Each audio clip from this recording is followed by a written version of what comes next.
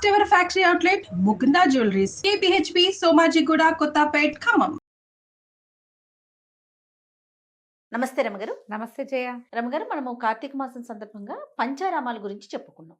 అట్లానే పంచభూతలింగాలు కూడా ఉన్నాయి మనకి కదండి. వాటి గురించి కూడా మనం చెప్పుకునే ప్రయత్నం చేద్దామండి. చేద్దాం జయ, బాగుంటాయి, అద్భుతమైనవి. అయితే ఈ పంచమహాభూత లింగాలన్నీ అన్నిట్లలో 4 లింగాలు తమిళనాడే ఉన్నాయి. అవును. ఒకే ఒక్కటి తెలుగునాట ఉన్నది. అది తెలుగు వారు చేసుకున్న అదృష్టం అనుకోవటం. అయితే ఈ పంచమహాభూత లింగాలు ఏమిటి? పంచమహాభూతాలు ఏమేమిటి? పృథివ్యప్ తేజో వాయురాకాశాలు. పృథివి అంటే నేల, అప్పు అంటే నీరు, నేల నీరు. తేజ అంటే అగ్ని, వాయువు ఆకాశము, గాలి ఆకాశము. ఈ 5 వీటితోటే మనం నిర్మించబడ్డాం. శరీరం పంచభౌతికమైనది. ఇవే మన తాలూకు జీవితానికి సాక్ష్యాలు. ప్రపంచం వాటితోటే నిర్మించబడి ఉంటుంది.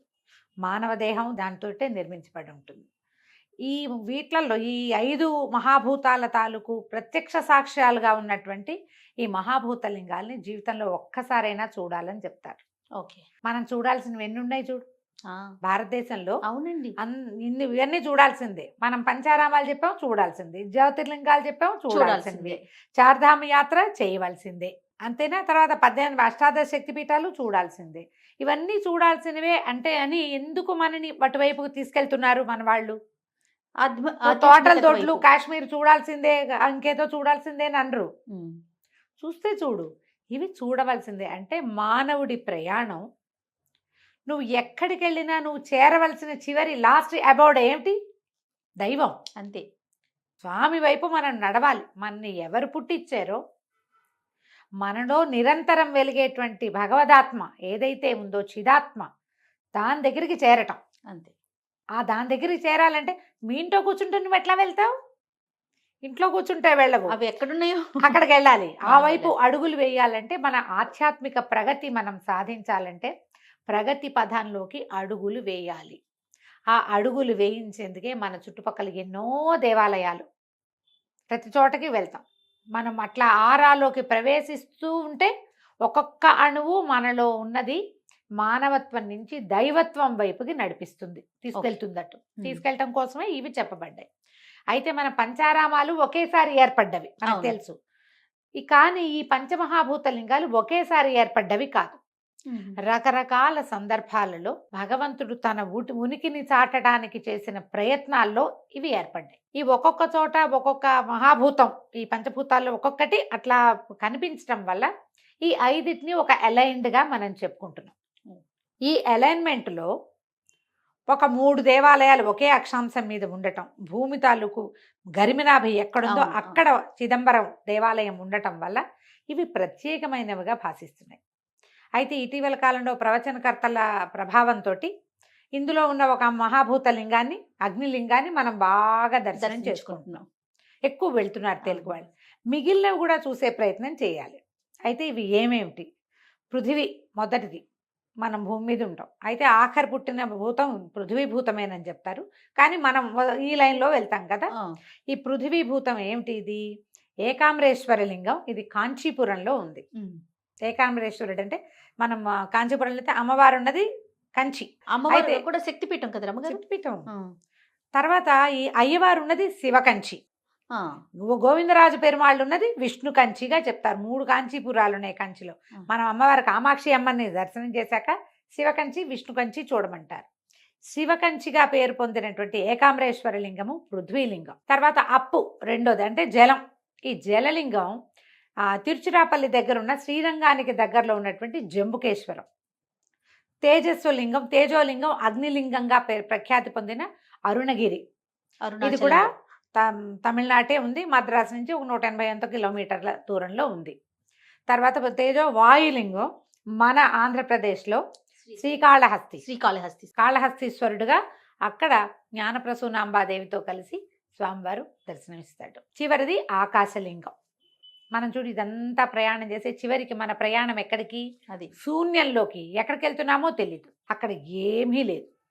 ఆ ఏమీ లేని ఆకాశలింగమే చిదంబరంలో తమిళనాటే ఉంది. ఈ 5 శివలింగాల్ని సంవత్సరానికి ఒకటి పెట్టుకుని చూసినా మంచిది. అరుణాచలానికి ఏంటంటే చాలా ప్రఖ్యాతి పొందటంతో మన వాళ్ళు విరివిగా వెళ్ళి ప్రతి నెలా ప్రదక్షిణ చేసే వాళ్ళే కనిపిస్తున్నారు. కనిపిస్తున్నారు. అరుణాచలం స్మరణ మాత్రంతోటే ముక్తిస్తుందట. తలుచుకుంటే చాలు, సద్యో విముక్తి క్షేత్రం అది. మరి జనాలు బాగా విపరీతంగా వెళ్తున్నారు. ఈ 5 క్షేత్రాలు ఒకసారి దర్శనం చేసుకోవాలి. సాధారణంగా తిరుపతి వెళ్తే అందరూ కాళహస్తి వెళ్ళిపోతూ ఉంటారు, చాలా మంది వెళ్తారు. సరే, ఒక్కొక్క క్షేత్రం గురించి చెప్తాం. మొట్టమొదటిది పృథ్వీలింగమైన ఏకాంబరేశ్వర లింగం గురించి చెప్పుకుందాం. మనం శివకంచిగా చెప్పుకునే ఏకాంబరేశ్వర లింగం సైకత లింగం. ఏకాంబరేశ్వరుడు అంటే ఏక ఆమ్రం లాగా మనకు వినపడుతుంది, ఒక మామిడి చెట్టు అని. ఏకాంబరేశ్వరుడు ఆయన ఎల్లలు లేనివాడు, ఆకాశమే ఒక్కటే దిక్కు, అలా ఉన్నవాడు. ఏకాంబరం అని పేర్లు పెట్టుకుంటారు అక్కడ. తమిళనాడు అంతా ఏకాంబరం కనపడుతుంది. అయితే ఈ ఏకాంబరేశ్వర లింగం ఉన్నటువంటి శివకంచిలో 4 పెద్ద పెద్ద గోపురాలు ఉన్నాయి, బ్రహ్మాండమైన గోపురాలు. ప్రధాన గోపురమే 193 అడుగులు ఉంటుంది. తర్వాతవన్నీ 180, మిగిలిన 3 180 అడుగులు ఉన్నాయి. ఇది ఎంత పెద్ద దేవాలయమో జయ, నడిచి నడిచి నడిచి ఎంత నడిచినా తిరగదు. ఈ చోళుల కాలంలో నిర్మించబడింది ఇది. దాంతో విశాలమైంది, పెద్దది, ప్రాంగణం మహా పెద్దది. ఏకాంబరేశ్వర లింగం పరమాద్భుతంగా, విశేషంగా, ఎక్కడా లేనంత కొత్తగా, ఎన్నిసార్లు చూసినా చూడాలనిపించేలాగా ఉంటుంది. అయితే దీనికి పురాణ గాథ ఏం చెప్తారంటే, పార్వతీదేవి తపస్సు చేసినప్పుడు ఆమె ఒక సంవాదంలో ఆమె తపస్సుకి కూర్చుంది. వాళ్ళిద్దరు ఏదో వాదించుకున్నారు. ఈ తపస్సుకి కూర్చున్నప్పుడు ఆవిడ ఈ ప్రాంతంలో తపస్సు చేసింది. ఆవిడ ఏం చేసేదట, రోజు సైకతంతో ఇసుకతోటి శివలింగం చేసి ఇసుక శివలింగాన్ని పూజించేది. సైకత లింగం ఎలా కుదురుతుంది చెప్పు? అవును, బేస్ లేనిదే ఏముండదు. కానీ ఆమె శక్తి వల్ల, అంటే పరమేశ్వరి యొక్క శక్తి మేరకి అలా కుదిరిందనమాట. ఈవిడ రోజు నిత్యము శివార్చన చేసుకునేది, తపస్సమాధిలో ఉండేది. అయితే పరమేశ్వరుడు ఈమె తపస్సు ఎట్లా చేస్తుందోనని పరీక్ష చేశాడట. పరీక్ష చేస్తే ముందు అగ్నిని పంపించాడు, అయినా కూడా ఆవిడ శివలింగాన్ని వదిలిపెట్టాల. తర్వాత విపరీతంగా జలం వచ్చిందట, ఒక తుఫాను లాంటిది సృష్టించారు. గంగ తోసుకొచ్చేసింది, ఆమె కదిలి వెళ్ళిపోయేలాగా ఉందట. అయితే ఈవిడ ఏం చేసిందట, ఈ పరమేశ్వరుని కౌగిలించుకుందట ఇసుకలింగాన్ని. గంగాదేవి శివుడిని ఏం చేస్తుంది అంతేగా. అయితే ఈ అమ్మవారి కౌగిలింతకి గురైన ఆ శివలింగం ఓ పక్కన ఇట్లా కదిలిపోయింది.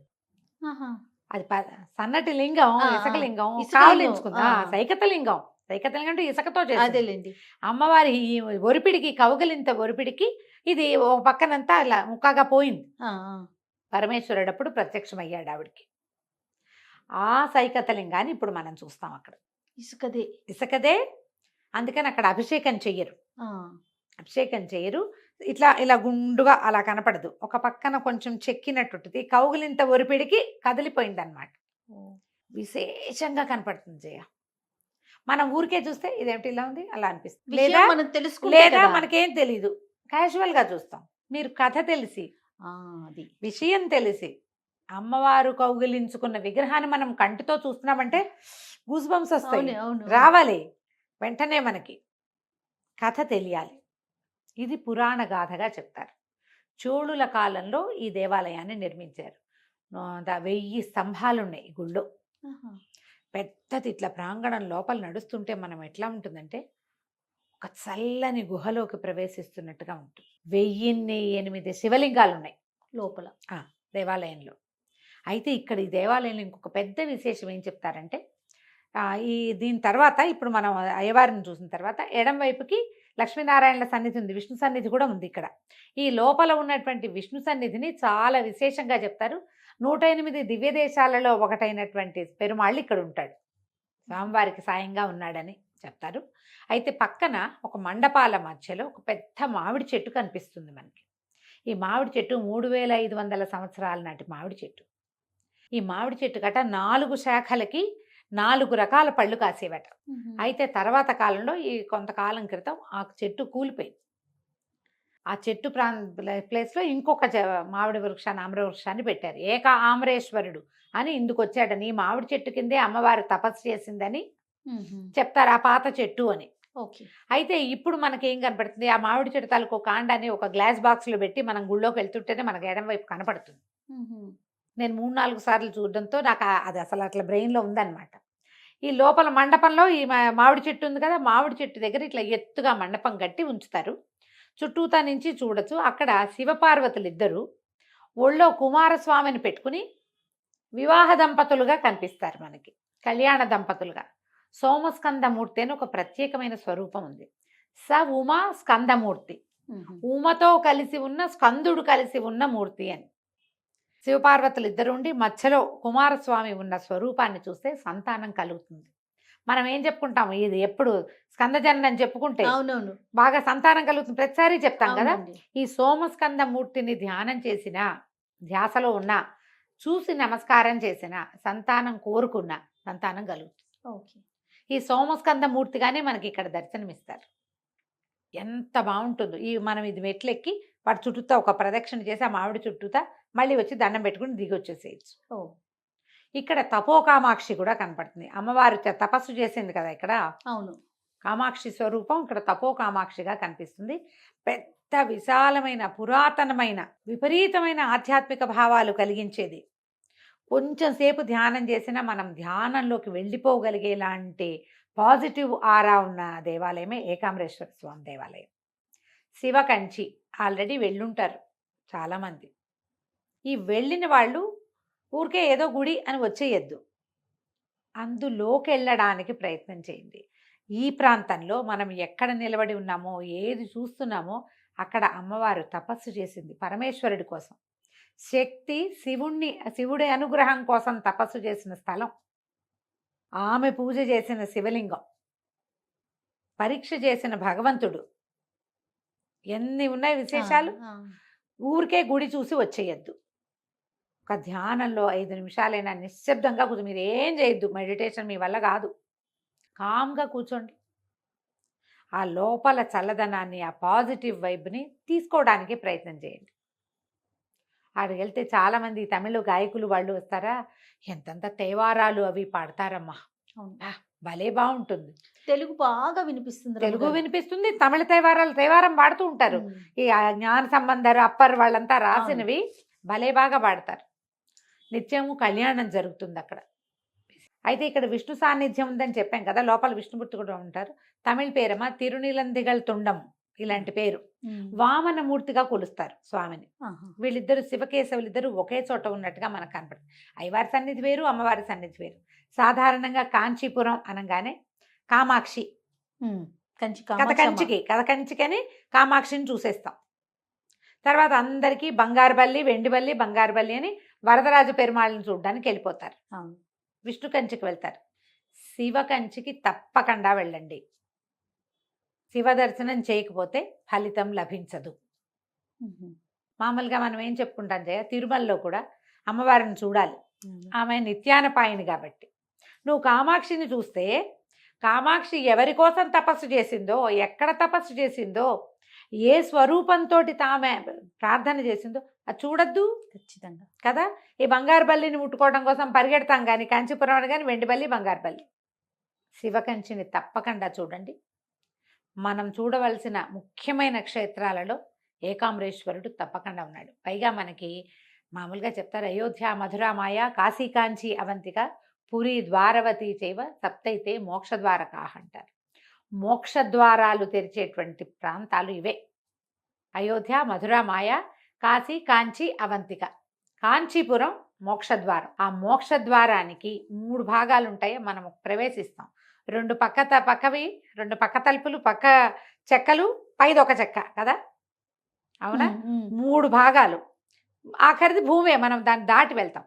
ఈ 3 భాగాల్లో అమ్మవారి కంచి, కామాక్షి కంచి, శివ కంచి, విష్ణు కంచి. ఏ ఒకటి వదిలేసినా మీరు మోక్షద్వార ప్రవేశం చేసినట్టు కాదు. ముగ్గురిని చూడాలి, సమయం ఉంచుకోండి. ఓసారి ఇప్పుడు మనం తరచూ కామాక్షిని చూడడానికి వెళ్ళే వాళ్ళు కొంతమంది ఉంటారు.